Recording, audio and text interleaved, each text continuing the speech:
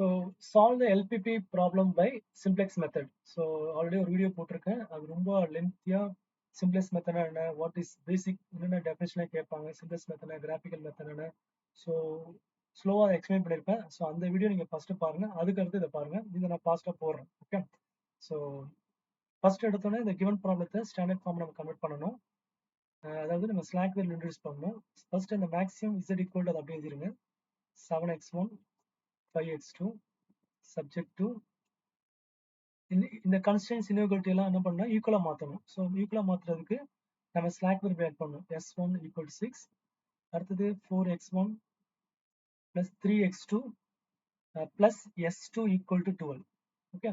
So இதுல இருந்து x1 x2 s1 s2 all R greater equal 0 எடுத்துட்டு அதுக்கடுத்து ஹேவ் டு டேக் இந்த x1 x2 எல்லாம் 0 எடுத்துக்கோங்க. எத்தனை டிசிஷன் வேரியபிள் என்னெல்லாம் அப்ஜெக்டிவ் ஃபங்க்ஷன் இருக்கோ x1 x2. சப்போஸ் x3 இருந்தா அதுவும் நான் 0 எடுத்துட்டு இந்த ரெண்டு ஈக்குவேஷன் கன்ஸ்டன்ஸ்ல அப்ளை பண்ணுங்க. அப்ளை பண்ணா அது 0 வரும்.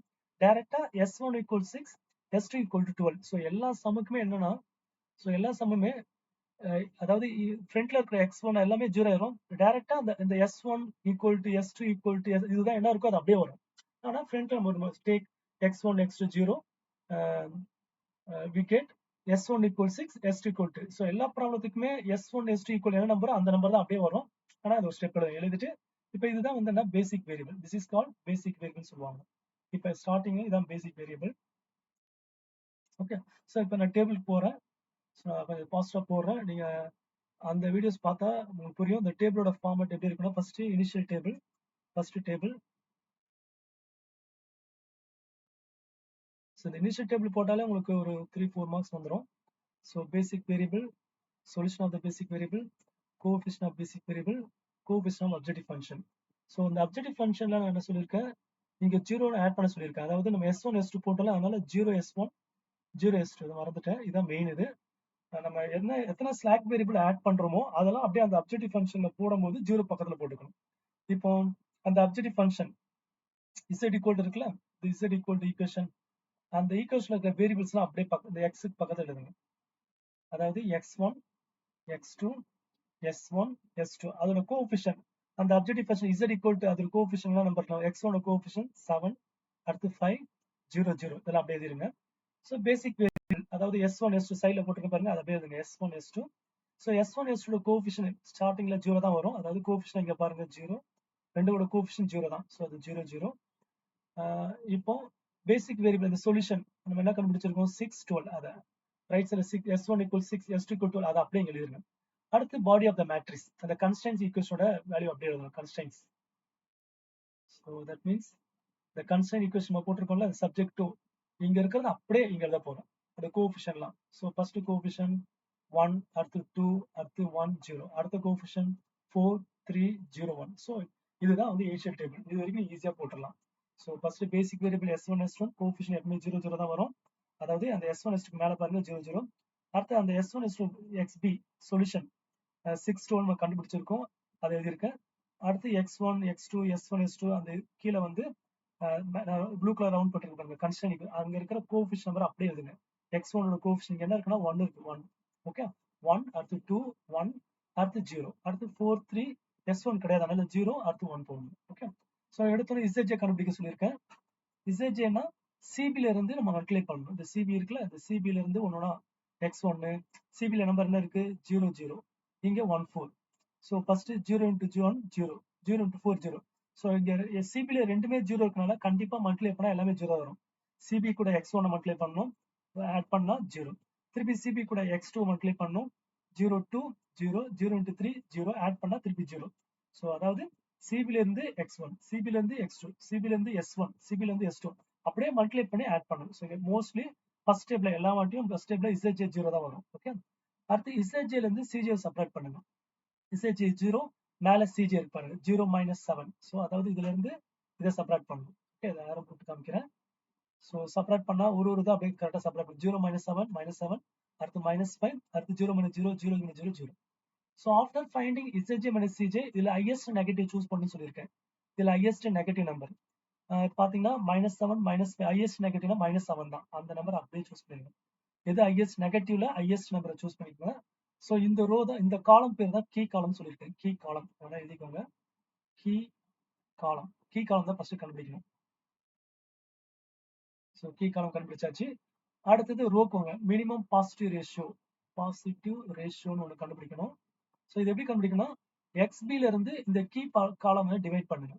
எக்ஸ்பியில் இருக்கிற நம்பரையும் கீ, அதாவது எக்ஸ்பின்னா இது எக்ஸ்பியோட நம்பர், அது கீ காலம் நம்பர். நம்ம அந்த அந்த காலம் மார்க் பண்ணிருக்க ரவுண்ட் பண்ணி அந்த காலமுக்குள்ள இருக்கிற நம்பர்ஸ், அதாவது எக்ஸ்பியில் எத்தனை நம்பர் இருக்கு, 2 நம்பர் இருக்கு. அதுமாதிரி கீ காலம் அந்த 2 நம்பரை டிவைட் பண்ணா போதும். 6ல இருந்து 1 டிவைட் பண்ணா 6, 12ல இருந்து 4 டிவைட் பண்ணா 3. ஸோ அதை டிவைட் பண்ணியாச்சு. ஸோ இப்போ இந்த டிவைட் பண்ண வர நம்பர்ல எது மினிமம் நம்பரோ அதை சூஸ் பண்ணும். 6, 3, இந்த மினிமம் நம்பர் என்னது 3. ஸோ அந்த 3யோட ரோ, கரஸ்பாண்டிங் ரோ அப்படியே சூஸ் பண்ணுங்க. ஸோ அந்த ரோ அப்படியே சூஸ் பண்றேன். 3, அதாவது எந்த ரோனா S2 சூஸ் பண்ணியாச்சு. ஸோ நெக்ஸ்ட் இதுல வந்து நம்ம அந்த கீ, இது வந்து கீ ரோன்னு சொல்லுவாங்க, இது கீ ரோ. நடுவில் இருக்கு கீ நம்பர், அதாவது 4 வந்து கீ நம்பர், கீ எலிமெண்ட் சொல்லுவாங்க. அடுத்து என்ன சொல்றேன், இப்போ என்னது இதுல கீ காலம்ல எந்த நம்பர் வந்திருக்கு, x1. ஸோ இது பண்றேன் S1, இங்கே சாரி S2. ஸோ அந்த கீ காலம்ல x1, கீ ரோல x2. இப்போ என்னன்னா இந்த x1 தான் என்டரிங்.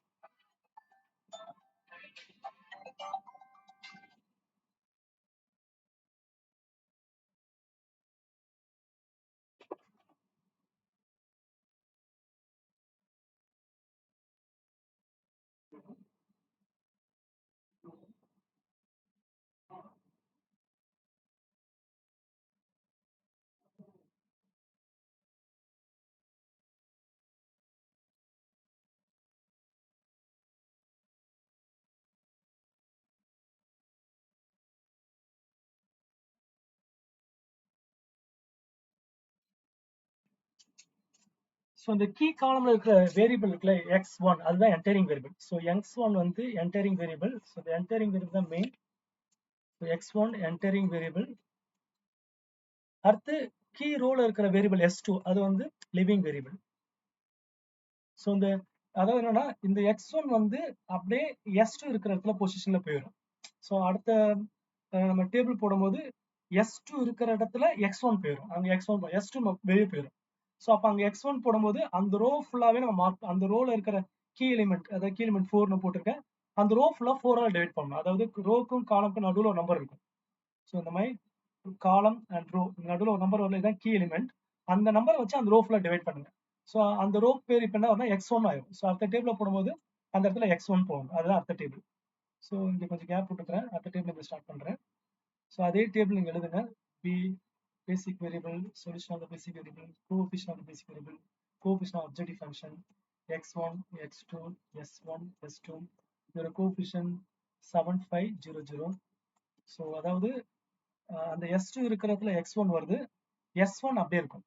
ஓகே பாருங்க, S2 இருக்கிற இடத்துல x1 வருது, x1 வந்து அப்படியே S2 பொசிஷன் வருது. மேல இருக்கிற S1 நம்ம அப்படிதான் போகணும். S1 அது சேஞ்ச் ஆகும், ஆனா S1 போட்டுக்கோங்க. இப்போ அந்த x1 தான் நம்ம கஷ்டம் கண்டுபிடிக்கணும். தட் மீன்ஸ் அந்த கீ நம்பர் 4 ஆல எல்லாத்தையுமே 4 ஆல டிவைட் பண்ணுங்க, divide by 4. So everything divide by 4. 4 ஆல டிவைட் பண்ணா பை 4 பை 4 பை 4 பை 4. அந்த ரோ ஃபுல்லா 4 ஆல டிவைட் பண்ணுங்க, பென்சில் வச்சு போட்டுக்கோங்க. ஸோ 4 ஆல டிவைட் பண்ணா ஃபர்ஸ்ட் 3, அடுத்து 1, 3 பை 4. ஸோ ஃபர்ஸ்ட் 3, 12 பை 4னா 3, அடுத்து 1, 1, அடுத்து 3 பை 4.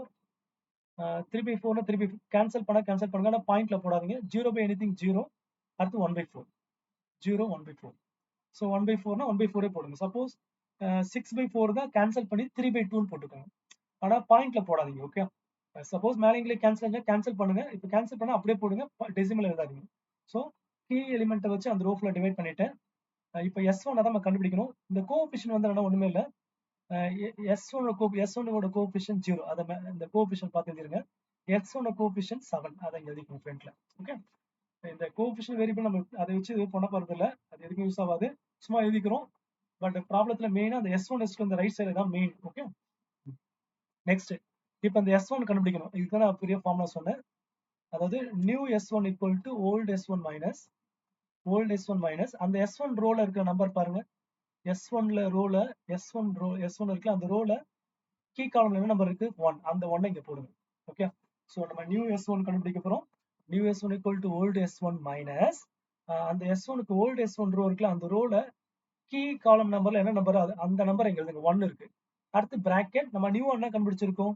New X1. சோ நம்ம நியூவா என்ன கண்டுபிடிச்சிருக்கோம்? X1 கண்டுபிடிச்சிருக்கோம். அந்த X1 நியூ X1 அங்க போட்டுக்கணும். ஓகே. சோ இப்போ இந்த old S1 வேலையை அப்படியே எழுதுறேன்.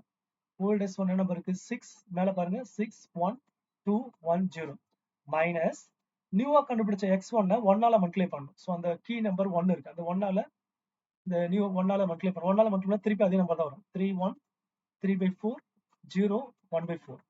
சோ இத அப்படியே சப்ட்ராக்ட் பண்ணுங்க. சப்ட்ராக்ட் பண்ணா 6ல 3 3 அடுத்து 0 இது பாருங்க 2 - 3/4 இந்த மாதிரி வந்தா சைடுல போட்டு போடுங்க. 2 - 3/4 கிராஸ் மல்டிப்ளை பண்ணுங்க. 4 × 2 8. 8ல 3 போயிடுச்சுன்னா 5/4 வரும். ஓகே. சோ 5/4 வருது. 1 - 0 1 0 - 1/4 -1/4. சோ இந்த மாதிரி ஃபிராக்ஷன் நம்பர் வரும்போது 2 - 3/4 வந்தா இங்க வேணா கீழே 1 போட்டுக்கோ. போட்டுட்டு இந்த 4 எங்க மல்டிப்ளை பண்ணா 8 கீழே இருக்கு, அதாவது இப்படி மல்டிப்ளை பண்ணிட்டு அடுத்து இப்படி மல்டிப்ளை பண்ணணும். சோ 4 2s are 8, நடுவுல மைனஸ் 1 × 3 3, அடுத்து கீழே இருக்க நம்பர் மல்டிப்ளை பண்ணா 4. அதான் இங்க பண்ணிருக்கேன். சோ 5/4 போட்டிருக்கேன். ஓகே. சோ அந்த நம்பர்ஸ் நம்ம கண்டுபிடிச்ச அந்த S1 அப்படியே எழுதுவோம். 3 0 5/4 1 -1/4. So after that ZJ கண்டுபிடிக்கணும். ZJ னா CJ ல இருந்து அப்படியே மல்டிப்ளை பண்ணுங்க. So CJ sorry CB CB தேவை. சாரி CB வச்சு தான் நம்ம எல்லாத்துமே அந்த ZJ கண்டுபிடிக்க முடியும். ஓகே. CB ல இருந்து இப்போ X1 மல்டிப்ளை பண்ணுங்க. ஃபர்ஸ்ட் 0 அடுத்து 7. சோ 7 வருது. திருப்பி CB ல இருந்து அடுத்தது மல்டிப்ளை பண்ணுங்க. ஃபர்ஸ்ட் 0 வரும். அடுத்து 7 × 3 21/4 வரும். சோ இத ஆட் பண்ணா 21/4 தான். ஓகே. அடுத்து 0 அடுத்து 0 வருது. 0 × 1 0. அடுத்து CB ல இருந்து S1 மல்டிப்ளை பண்ணா மேல அடுத்து 0 தான் வருது. Next 0 7 × 1/4 that is 7 1s are 7/4 வருது. 7/4. சோ இந்த மாதிரி 7 21/4 0 7/4 வருது. சோ ஆஃப்டர் ஃபைண்டிங் அதாவது CB ல இருந்து X1 அப்படியே மல்டிப்ளை பண்ணி ஆட் பண்ணணும். ஓகே. அடுத்து இந்த ZJ ல இருந்து CJ அப்படியே சப்ட்ராக்ட் பண்ணுங்க. அதாவது 7ல இருந்து மேல ZJ-வும் CJ-வும் 7 - 7 0. அடுத்து 21/4 -5. இது கீழே 1 கிராஸ் மல்டிப்ளை பண்ணுங்க. 21 - 20/4 வரும். கீழே எதுவுமே இல்லைன்னா 1 போட்டுட்டு கிராஸ் மல்டிப்ளை 21. ஸோ ஃபர்ஸ்ட் இப்படி மல்டிப்ளை பண்ணுங்க. நடுவில் மைனஸ் இப்படி மல்டிப்ளை பண்ணுங்க. கீழே மல்டிப்ளை பண்ணணும். ஓகே. ஸோ 21 - 20/4. ஸோ 1/4 வருது. 1/4. அடுத்து 0 - 0. அடுத்து 7/4 - 0னா 7/4 தான். ஓகே. நான் சொன்ன மாதிரி ZJ - CJ எல்லாமே பாசிட்டிவ் வந்துச்சுன்னா டேபிள் ஸ்டாப் பண்ணிடணும். அதுக்கு மேல டேபிள் ப்ரொசீட் பண்ணக்கூடாது. இப்போ பாருங்களேன், இந்த ZJ இருக்கிற எல்லா நம்பருமே பாருங்க நெகட்டிவ் வரல. அப்போ சின்ஸ் ஒரு ஸ்டெப் வரணும். Since all CJ - EJs are greater equal 0. So our solutions are, அதாவது சொல்யூஷன்னா இந்த பேசிக் வேரியபிள் என்ன இருக்கோ அதை ரவுண்ட் பண்ணிக்கோங்க. ஆனா நம்ம X1 X2 தான் எழுதணும். X1 வேல்யூ X2 வேல்யூ தான். ஆனா அங்க X1 3ன்னு இருக்கு. அந்த இடத்துல X2 வரல. அப்ப X2 இல்லைன்னா X2 வேல்யூ 0ன்னு போட்டுக்கணும். ஓகே. ஸோ நம்ம டேபிள் ஸ்டாப் பண்ணிட்டேன். எல்லாமே பாசிட்டிவா ஸ்டாப் பண்ணணும். ஸ்டாப் பண்ணி மேல அந்த பேசிக் வேரியபிள் என்ன இருக்கு பாருங்க. X1 S1 அந்த நம்மளோட சொல்யூஷன் வந்து X1 X2 தான் இருக்கணும். ஆனா அங்க X1 மட்டும் தான் 3ன்னு இருக்கு. X2 வேல்யூ கொடுக்கலாங்க, வரலாங்க. அப்போ நம்ம X2 = 0ன்னு எடுத்துக்கணும். ஓகே. ஸோ இப்போ இதை எடுத்துன்னு போயிட்டு நம்ம அப்ஜெக்டிவ் ஃபங்க்ஷன் அப்ளை பண்ணுங்க. அப்ஜெக்டிவ் ஃபங்க்ஷன் என்ன கொடுத்திருக்காங்க? 7 5 z equal to 7, அதாவது maximum z equal to 7x1 5x2. so 7 × 3 plus 5 × 0. 7 3s are 21. 5 × 0 0 தான் வரும். so answer is 21. so 21 ஒரு ஆன்சர். ஓகே. so இந்த ப்ராப்ளம் பாத்தீங்கன்னா ரெண்டாவது டேபிள்ல ஆன்சர் வந்துருச்சு. so first table second table எல்லாமே பாசிட்டிவ் வந்தனால ப்ராப்ளம் முடிஞ்சிருச்சு. ஆனா ஒரு வேரியபிள் வந்து 0 வருது. x2 equal to, ஏன்னா அதுல இல்ல x1 மட்டும் தான் இங்க வந்திருக்கு. ஓகே. சோ அந்த ரெண்டு வேல்யூ எடுத்து போயிட்டு அப்ஜெக்டிவ் ஃபங்க்ஷன் z ல அப்ளை பண்ணினா அதான் நம்மளோட சொல்யூஷன். சோ 21 தான் நம்மளோட ஆன்சர். ஓகே. சோ இந்த சம் 10 மார்க்ல கேட்டிருக்கான். இது ரொம்ப ஈஸியா கேட்டிருக்கான். ஒரு 5 மினிட்ஸ் கூட ஆகாது போறது. ஓகே. சோ நல்லா பிராக்டிஸ் பண்ணீங்கன்னா, ஏன்னா அடுத்த டேபிள் போல இன்னொரு டேபிள் போயிடுச்சுன்னா அது கொஞ்சம் டைம் ஆகும். சோ ரெண்டே டேபிள்ல ஆன்சர் வந்துருச்சு. ஓகே. ஃப்ரெண்ட்ஸ் எல்லாம் ஷேர் பண்ணுங்க, பிராக்டிஸ் பண்ணுங்க. டவுட்னா கமெண்ட்ல போடுங்க. இந்த வீடியோ பார்க்கறதுக்கு முன்னாடி இதுக்கு ப்ரீவியஸா ஒரு 45 மினிட்ஸ் போட்டிருப்பேன். அதுல வாட் இஸ் சிம்ப்ளெக்ஸ் மெத்தட், அதுல டெஃபினிஷன் கொஞ்சம் சொல்லியிருப்பேன். ரொம்ப ஸ்லோவா எக்ஸ்பிளைன் பண்ணியிருப்பேன். அதை நல்லா அண்டர்ஸ்டாண்ட் பண்ணிட்ட பிறகு இது பாத்தீங்கன்னா உங்களுக்கு ஈஸியா இருக்கும். ஓகே. தேங்க்யூ.